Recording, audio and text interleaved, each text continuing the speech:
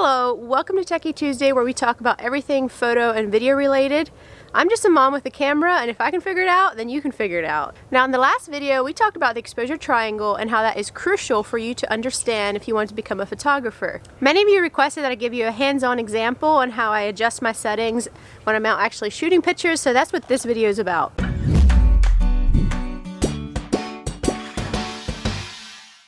So today I'm going to discuss two things with you. First off, how I shoot in full manual and adjust the settings, like how I read a scene, I'll walk you through that. And then secondly, we're going to talk about two other modes you can use that are semi-automatic, where you have some control of your settings, but you also leave some of it up to the camera. So a friend of mine kindly loaned me her camera so that I could give you guys a demonstration. This is a Canon T6, and probably most of you, if you own a DSLR, it's probably an entry-level DSLR similar to this, where a lot of knobs and buttons are on the outside.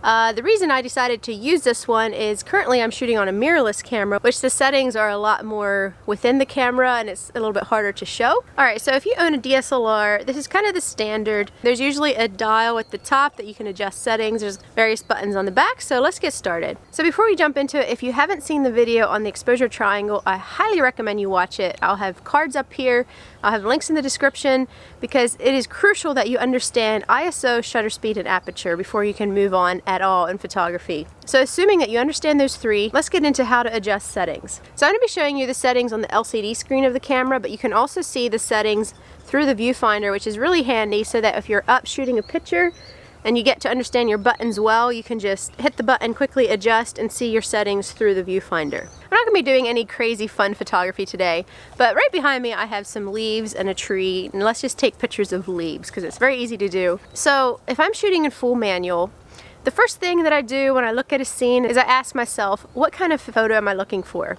Am I looking for a picture where a lot is in focus, or do I just want a small amount in focus and a blurry background? And so for right now, I have these leaves behind me, and I want to isolate the leaf from the rest of the background.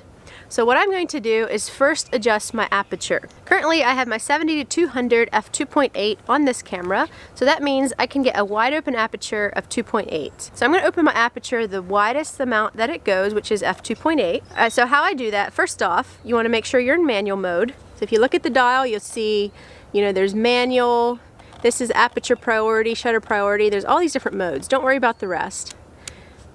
Switch this to manual, you just turn the knob and now you're in full manual mode, and that means you control all three settings of the exposure triangle: aperture, shutter speed, and ISO. So the first thing I'm doing is I want to adjust my aperture, which I'm going to drop it to f2.8. Now every camera is different and how it adjusts, you're just going to have to figure it out. Look up YouTube videos to the specific model you have. So for a Canon camera, AV stands for aperture. So you can see right here there is an aperture AV button. Now what you do with this button is when you press this button, you hold it down, and then there's a dial right here at the top, and you just roll it left and right, and that's going to change your aperture. Alright, so here are your settings. Right here, this is your shutter speed. This right here is your aperture. Right now it's at f5. So that's what I want to change. I want to take that down to f2.8 because that was my creative decision. So I'm going to press this button right here, and I'm going to roll the dial, and you'll notice that that number is changing now, and I have it all the way down to f2.8, and you're also going to be able to see that if you're looking through the viewfinder. You get so good at this eventually that you don't even have to look for the buttons. Your thumb, your fingers just automatically go. I would look up here, I'm like, okay, I want to change my aperture, thumb hits this, quickly roll my dial, and my apertures change. It's very easy. It's just a matter of kind of learning your instrument. Alright, so now I have my aperture change. It's f2.8. I want that blurry background. Now the next thing is, remember how I told you about the light meter? Your camera has a meter reading, which is this right here, and there's going to be an arrow that goes up and down to tell you where the camera thinks the right exposure is. So the next thing I'm going to do is adjust my shutter speed. Right now it's at 1/160th of a second, which is way too slow because it's a semi-bright day out here, and with my aperture so wide open, with it letting so much light into the sensor, I need to up my shutter speed fast enough to compensate for all that light coming in. How I adjust my shutter speed on this camera, all I need to do is roll this dial. So remember, for aperture, you press the aperture button and roll the dial. For For shutter speed, you simply roll this dial. Now you'll notice the shutter speed is starting to change. Notice how that little arrow right on here on this exposure triangle, notice how that is going up and down. That's the camera telling me what it thinks the correct exposure is. So if I move it till the arrow is right in the center, that's your gauge, and that tells you this is what the camera thinks the correct exposure is. So that's kind of how you judge your reading. So once again, let's recap. I want my aperture to be wide open so I get a blurry background, but since it's daylight hours, I'm going to have to up my shutter speed to compensate for all that light. And while I'm adjusting my shutter speed, I watch this meter to make sure that that little arrow is around the middle part, around the 0, which means it's about the perfect exposure, at least what the camera thinks the perfect exposure is. Now, the last step would be ISO. Now you want your ISO to be as low as possible, like around the 100 mark, because that's when you get the best quality of pictures. The higher your ISO goes, the more grain you'll get in the photo. Now since I'm shooting in daylight hours, I rarely have to worry about my ISO because I usually keep it around 100 and 200 because it's bright enough, I have enough light, I don't have to worry about it. So if I would be in a darker scene where it's evening or inside, then I would worry more about my ISO, and that would be the last step. So how do I know when I have to change my ISO? Remember the rule that I told you.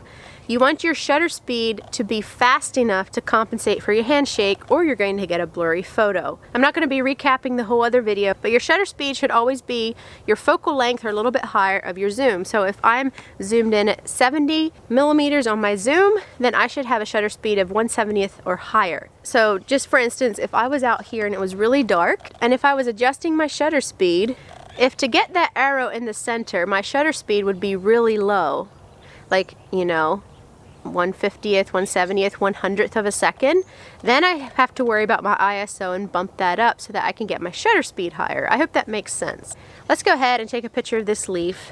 I have my aperture at f2.8. I have my shutter speed at 640th of a second because this is a semi-cloudy day. It's not super bright. When you look through your viewfinder, you're going to have focus points, and you want to make sure your focus point is right on the leaf or you're going to miss focus, which I'm sure you know that already. But I'm going to go ahead and take a picture of this leaf. Now this isn't a stunning picture. I'm just showing you how you can use your camera to get the creative effect that you want. Now if I'm taking a picture of the leaf and I decide, you know what, I want the leaf to be blurry, I want a photo where it looks like I'm shooting through something, sort of like if I'm hiding and looking at a scene, I can shoot through these leaves, focus say on my arbor, and get the leaves to be blurry. So let me go ahead and do that. But if you want more in focus, where you don't have as much blurry, then you just close down your aperture, say down to f8, f11, and then you adjust your shutter speed accordingly. Let's just check this out. All right, so here we go. I'm gonna hit the aperture button. I'm gonna roll the dial.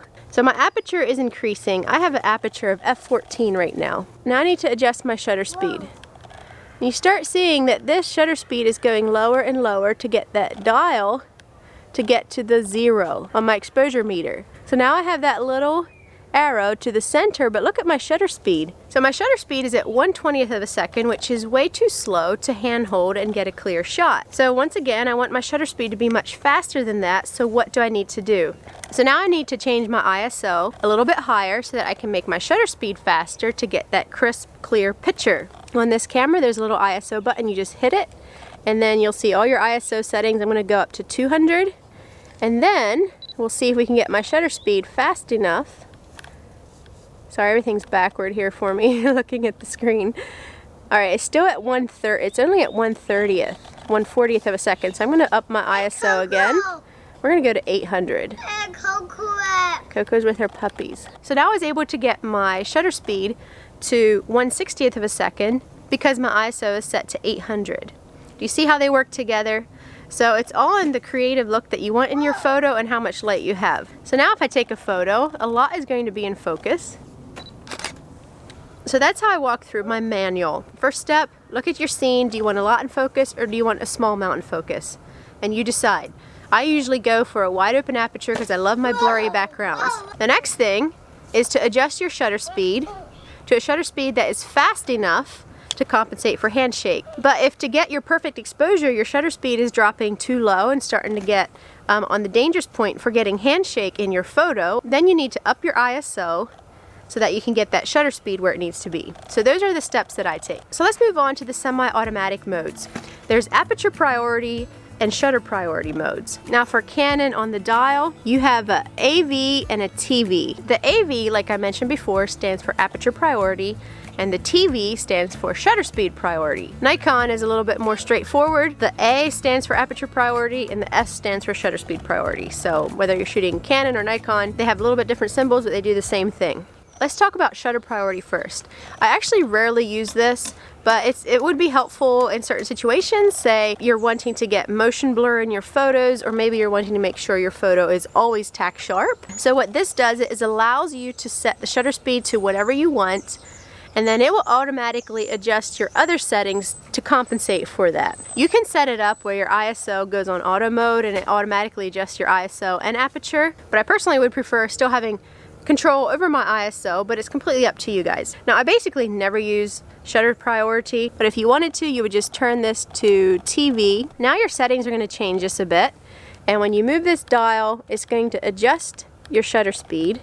Right now I have it set up so the ISO isn't automatic, but if you wanted that to be automatic, you simply move it over to auto. Now basically you don't have to worry about anything. Set your shutter speed to whatever you want, and then it's going to fluctuate your aperture and ISO to compensate for whatever your shutter speed is. Now like I said, I don't really prefer this mode, although it can be helpful for shooting video. It can be helpful, say, if you're shooting a waterfall. You want to kind of capture the motion of the waterfall, so you want to like drop your shutter speed. I personally would prefer still shooting in manual if you're doing something like that. But sometimes when something like this is helpful is if your light is changing quickly. Say it's sunny, then the cloud goes over the sun. Maybe you're shooting race cars and the light is continually changing and there's lots of fast action. So if you want to shoot the car and you want the car to be crisp and caught in motion, you're going to set your shutter speed to fast enough so that it can just capture that car and freeze it right in the action. And if the light is continually changing, then that would be handy to set your shutter speed to whatever setting you need. Say 1,000th of a second or 2,000th of a second to get that car completely frozen in action, and as the light is changing in the sky, your camera is going to automatically compensate everything else, but your shutter speed stays the same. Maybe you want more motion blur with the car, so you would lower your shutter speed, and then once again the camera's just going to be reading the scene and adjusting the rest of your settings for that. So let's go on to aperture priority. You probably know where this is going. So you're going to want to change this to aperture priority, AV, or A on Nikon. And now obviously this is going to give you control over your aperture, and then the camera is going to be adjusting all the other settings for you. This is one of my favorite ways to shoot, especially for run and gun situations.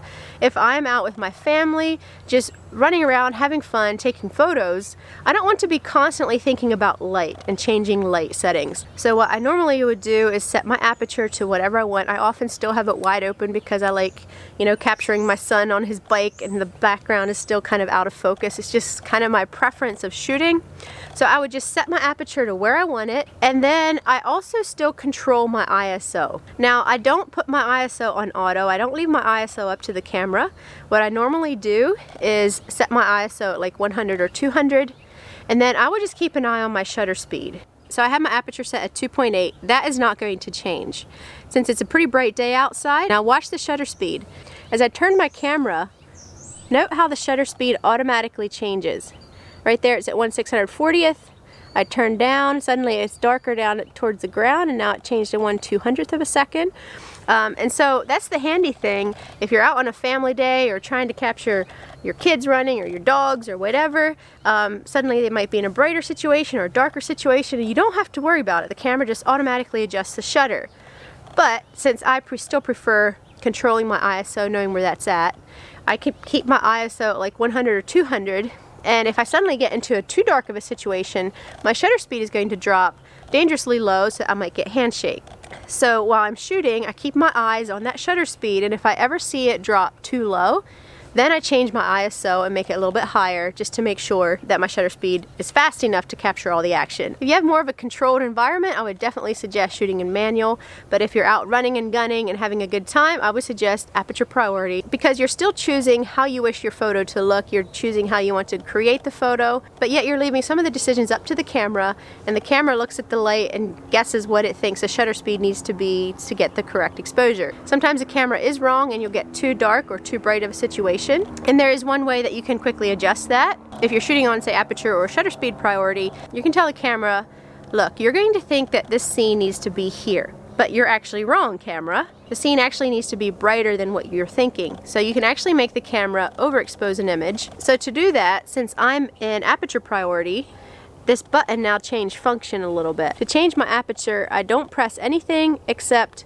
I roll the dial up top. That will change my aperture because it's an aperture priority. But now if I want to overcompensate or tell the camera, look, you're reading the scene wrong, this particular picture needs to be overexposed, you press this back button, the AV button, and you roll your dial. You're gonna notice how that little arrow goes up and down. You're telling the camera, you know what, you're telling me the scene is right here for the perfect exposure, it's at 0, but I'm telling you that you're wrong and you need to overexpose by 1 stop or 2 stops. And so that's when you press this little AV button and roll your dial and overexpose it by 1 stop. And then the camera is going to look at the scene and make it brighter by 1 stop because you told it to. Anyway, I hope I didn't lose you there. I hope that was clear. But once again, I would suggest that you learn how to shoot in manual first, and then once you have all your settings down, your aperture, your ISO, your shutter speed, you understand how they all work together, and each time you can just nail the perfect exposure and still have your photos sharp and clear. Then I would go ahead and experiment with some of these other semi-automatic modes, because then you'll understand your camera better, and it's just a setting in your camera that helps you a little bit more in those run and gun situations where you don't want to always be changing all your settings every time you change the angle of your camera and the scene gets brighter or darker. Anyway, thanks a lot for watching. If you like this, please give it a thumbs up. It really helps me out. Subscribe if you're not subscribed. Hit the little bell button. You won't miss any updates. And we'll see you in the next video. Bye.